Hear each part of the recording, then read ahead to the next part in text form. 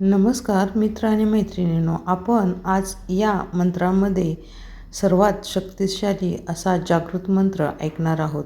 हा आपल्या कुलस्वामिनीचा मंत्र आहे. आपली कोणतीही इच्छा प्राप्त करण्याची या मंत्रामध्ये खूप शक्ती आहे. आपण कुलदेवीचे नियमित मंत्र ऐकल्याने सर्व इच्छा प्राप्त होतात. आपल्या घरामध्ये कोणतेही दोष असतील तर कमी होण्यास मदत होते आणि सकारात्मक शक्तींचा वाढ होतो.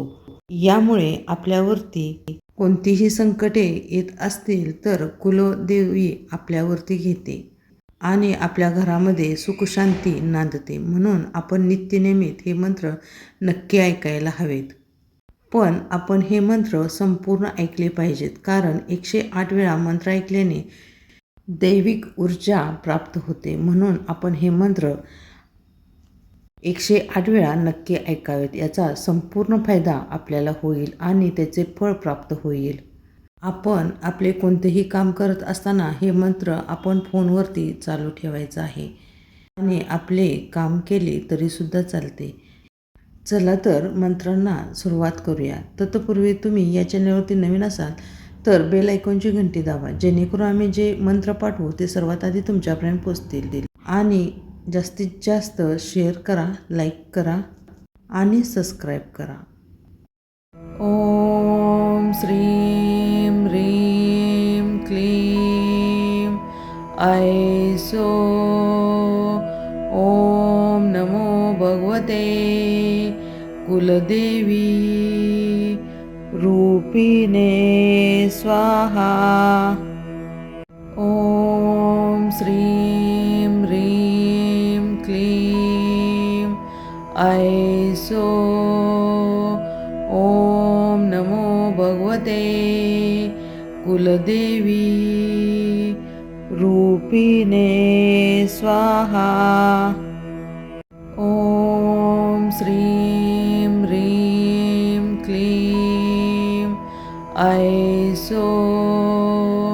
ओम नमो भगवते कुलदेवी रूपिणे स्वाहा. ओम श्रीं ह्रीं क्लीं ऐसो. ओम नमो भगवते कुलदेवी रूपिणे स्वाहा. ओम श्रीं ह्रीं क्लीं ऐसो. ओम नमो भगवते कुलदेवी रूपिणे स्वाहा. ओम श्रीं ह्रीं क्लीं ऐसो. ओम नमो भगवते कुलदेवी रूपिणे स्वाहा. ओम श्रीं ह्रीं क्लीं ऐसो. ओम नमो भगवते कुलदेवी रूपिणे स्वाहा. ओम श्रीं ह्रीं क्लीं ऐसो. ओम नमो भगवते कुलदेवी रूपिणे स्वाहा. ओम श्रीं ह्रीं क्लीं ऐसो. ओम नमो भगवते कुलदेवी रूपिणे स्वाहा. ओम श्रीं ह्रीं क्लीं ऐसो. ओम नमो भगवते कुलदेवी रूपिणे स्वाहा.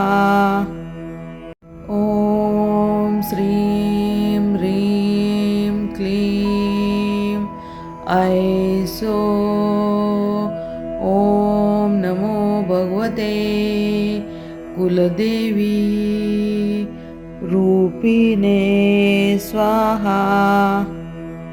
ॐ श्रीं ह्रीं क्लीं ऐसो ॐ नमो भगवते कुलदेवी रूपिणे स्वाहा। ॐ श्रीं ह्रीं क्लीं ऐसो ॐ नमो भगवते कुलदेवी रूपिणे स्वाहा। ॐ श्रीं ह्रीं क्लीं ऐसो ॐ नमो भगवते कुलदेवी रूपिणे स्वाहा। ॐ श्रीं ह्रीं क्लीं ऐसो ॐ नमो भगवते कुलदेवी रूपिणे स्वाहा। ॐ श्रीं ह्रीं क्लीं ऐसो ॐ नमो भगवते कुलदेवी रूपिणे स्वाहा। ॐ श्रीं ह्रीं क्लीं ऐसो ॐ नमो भगवते कुलदेवी रूपिणे स्वाहा। ॐ श्रीं ह्रीं क्लीं ऐसो ॐ नमो भगवते कुलदेवी रूपिणे स्वाहा। ॐ श्रीं ह्रीं क्लीं ऐसो ॐ नमो भगवते कुलदेवी रूपिणे स्वाहा। ॐ श्रीं ह्रीं क्लीं ऐसो ॐ नमो भगवते कुलदेवी रूपिणे स्वाहा।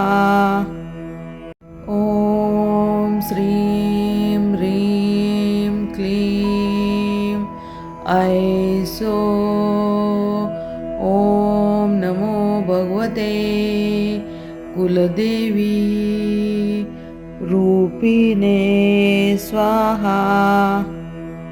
ॐ श्रीं ह्रीं क्लीं ऐसो ॐ नमो भगवते कुलदेवी रूपिणे स्वाहा। ॐ श्रीं ह्रीं क्लीं ऐसो ॐ नमो भगवते कुलदेवी रूपिणे स्वाहा। ॐ श्रीं ह्रीं क्लीं ऐसो ॐ नमो भगवते कुलदेवी रूपिणे स्वाहा। ॐ श्रीं ह्रीं क्लीं ऐसो ॐ नमो भगवते कुलदेवी रूपिणे स्वाहा। ॐ श्रीं ह्रीं ऐसो ॐ नमो भगवते कुलदेवी रूपिणे स्वाहा।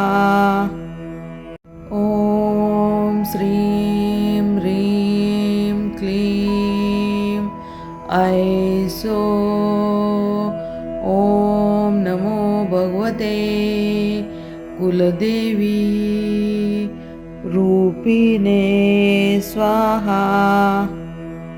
ॐ श्रीं ह्रीं क्लीं ऐसो ॐ नमो भगवते कुलदेवी रूपिणे स्वाहा। ॐ श्रीं ह्रीं क्लीं ऐसो ॐ नमो भगवते कुलदेवी रूपिणे स्वाहा।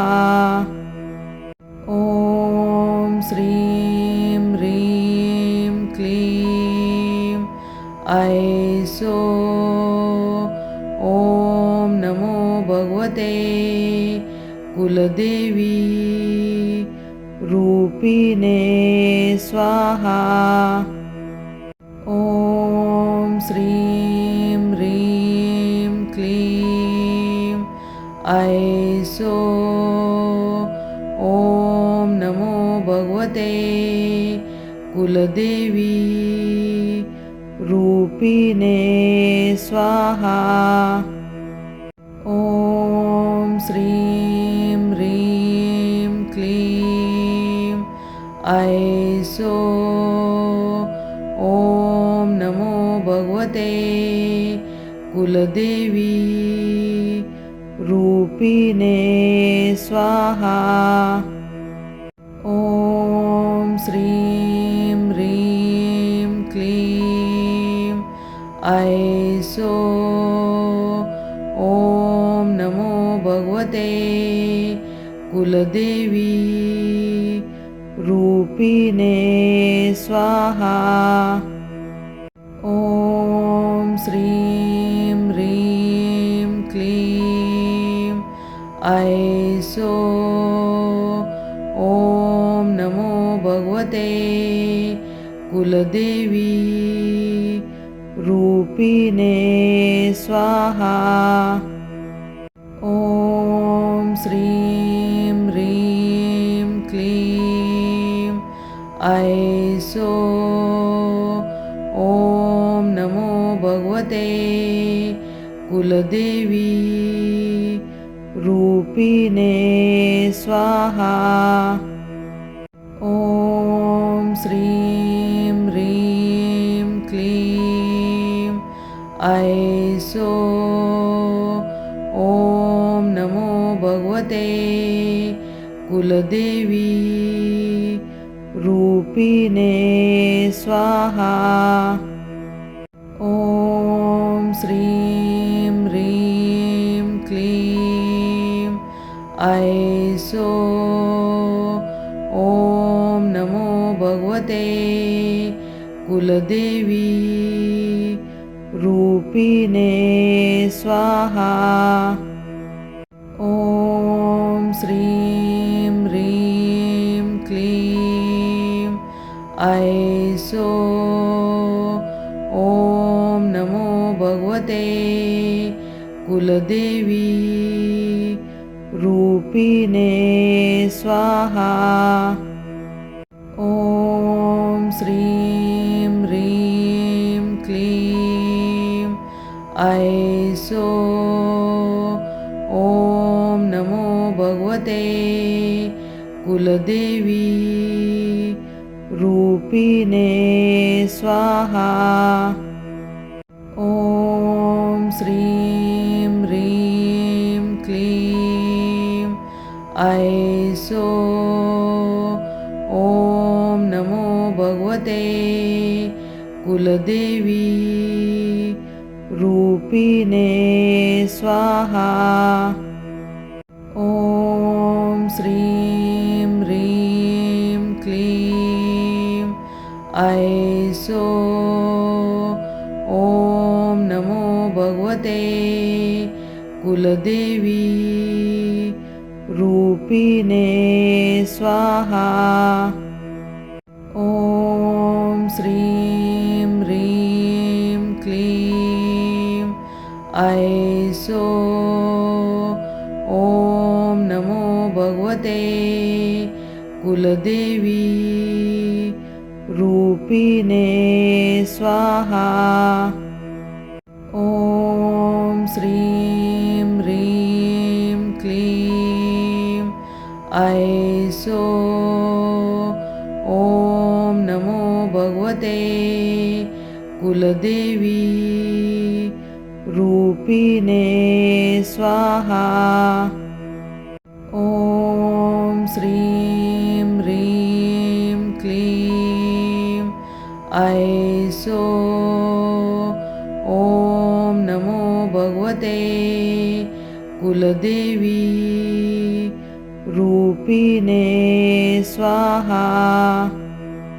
ॐ श्रीं ह्रीं क्लीं ऐसो ॐ नमो भगवते कुलदेवी रूपिणे स्वाहा। ॐ श्रीं ह्रीं क्लीं ऐसो ॐ नमो भगवते कुलदेवी रूपिणे स्वाहा। ॐ श्रीं ह्रीं क्लीं ऐसो ॐ नमो भगवते कुलदेवी रूपिणे स्वाहा। ॐ श्रीं ह्रीं क्लीं ऐसो ॐ नमो भगवते कुलदेवी रूपिणे स्वाहा। ॐ श्रीं ह्रीं क्लीं ऐसो ॐ नमो भगवते कुलदेवी रूपिणे स्वाहा। ॐ श्रीं ह्रीं क्लीं ऐसो ॐ नमो भगवते कुलदेवी रूपिणे स्वाहा। ॐ श्रीं ह्रीं क्लीं ऐसो ॐ नमो भगवते कुलदेवी रूपिणे स्वाहा। ॐ श्रीं ह्रीं क्लीं ऐसो ॐ नमो भगवते कुलदेवी रूपिणे स्वाहा। ॐ श्रीं ह्रीं क्लीं ऐसो ॐ नमो भगवते कुलदेवी रूपिणे स्वाहा। ॐ श्रीं ह्रीं क्लीं ऐसो ॐ नमो भगवते कुलदेवी रूपिणे स्वाहा। ॐ श्रीं ह्रीं क्लीं ऐसो ॐ नमो भगवते कुलदेवी रूपिणे स्वाहा। ॐ श्रीं ह्रीं ऐसो ॐ नमो भगवते कुलदेवी रूपिणे स्वाहा। ॐ श्रीं ह्रीं क्लीं ऐसो ॐ नमो भगवते कुलदेवी रूपिणे स्वाहा। ॐ श्रीं ह्रीं क्लीं ऐसो ॐ नमो भगवते कुलदेवी रूपिणे स्वाहा। ॐ श्रीं ह्रीं क्लीं ऐसो ॐ नमो भगवते कुलदेवी रूपिणे स्वाहा। ॐ श्रीं ह्रीं क्लीं ऐसो ॐ नमो भगवते कुलदेवी रूपिणे स्वाहा। ॐ श्रीं ह्रीं क्लीं ऐसो ॐ नमो भगवते कुलदेवी रूपिणे स्वाहा। ॐ श्रीं ह्रीं क्लीं ऐसो ॐ नमो भगवते कुलदेवी रूपिणे स्वाहा। ॐ श्रीं ह्रीं क्लीं ऐसो ॐ नमो भगवते कुलदेवी रूपिणे स्वाहा। ॐ श्रीं ह्रीं क्लीं ऐसो ॐ नमो भगवते कुलदेवी रूपिणे स्वाहा। ॐ श्रीं ह्रीं क्लीं ऐसो ॐ नमो भगवते कुलदेवी रूपिणे स्वाहा।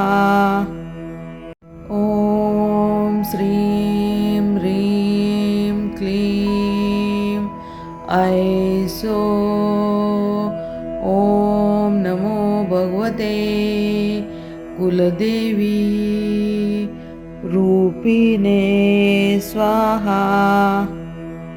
ॐ श्रीं ह्रीं क्लीं ऐसो ॐ नमो भगवते कुलदेवी रूपिणे स्वाहा। ॐ श्रीं ह्रीं क्लीं ऐसो ॐ नमो भगवते कुलदेवी रूपिणे स्वाहा। ॐ श्रीं ह्रीं क्लीं ऐसो ॐ नमो भगवते कुलदेवी रूपिणे स्वाहा। ॐ श्रीं ह्रीं क्लीं ऐसो ॐ नमो भगवते कुलदेवी रूपिणे स्वाहा। ॐ श्रीं ह्रीं ऐसो ॐ नमो भगवते कुलदेवी रूपिणे स्वाहा। ॐ श्रीं ह्रीं क्लीं ऐसो ॐ नमो भगवते कुलदेवी रूपिणे स्वाहा। ॐ श्रीं ह्रीं क्लीं ऐसो ॐ नमो भगवते कुलदेवी रूपिणे स्वाहा।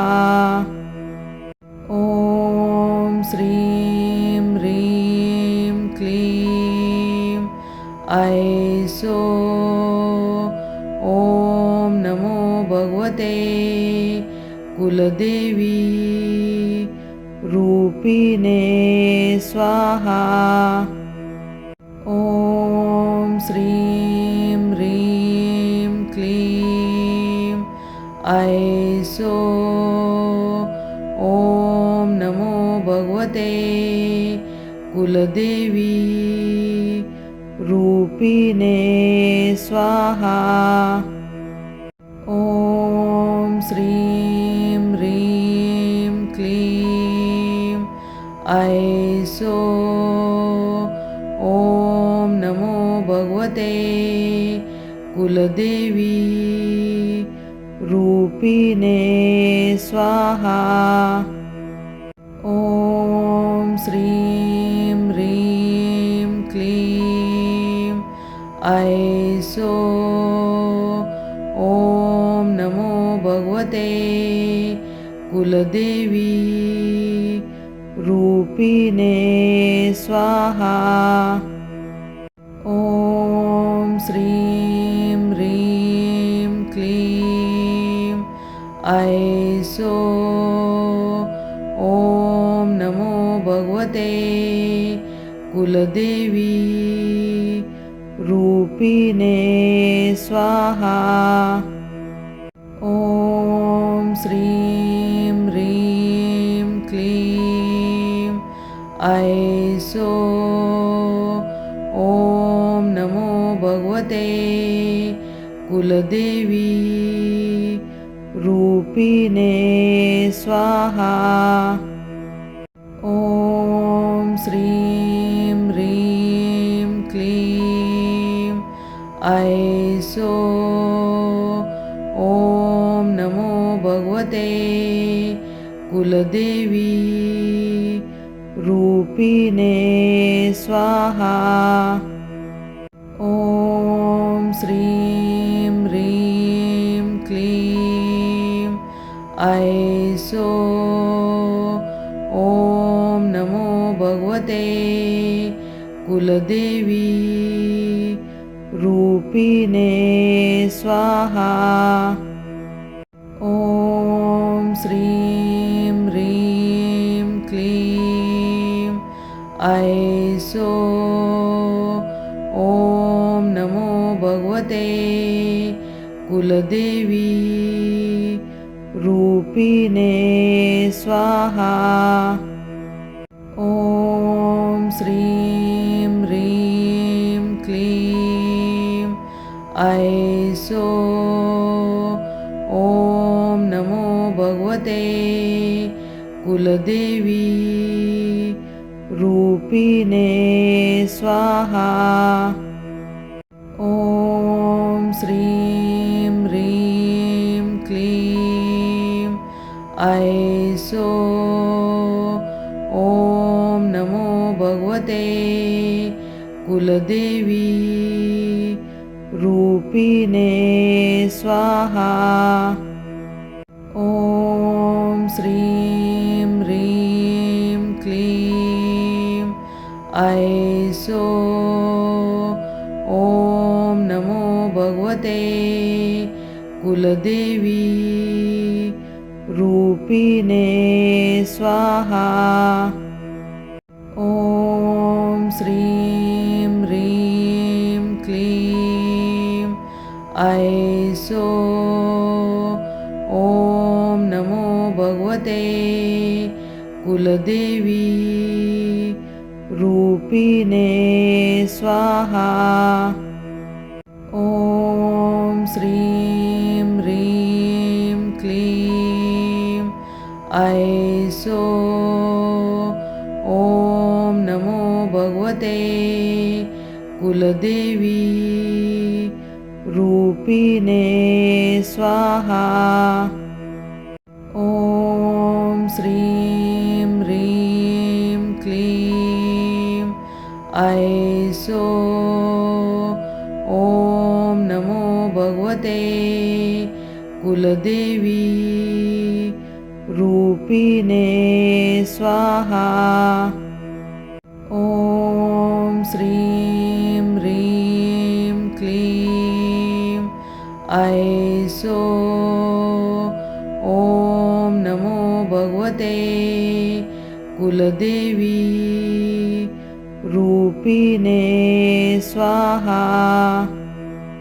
ॐ श्रीं ह्रीं क्लीं ऐसो। ॐ नमो भगवते कुलदेवी रूपिणे स्वाहा। ॐ श्रीं ह्रीं क्लीं ऐसो। ॐ नमो भगवते कुलदेवी रूपिणे स्वाहा। ॐ श्रीं ह्रीं क्लीं ऐसो।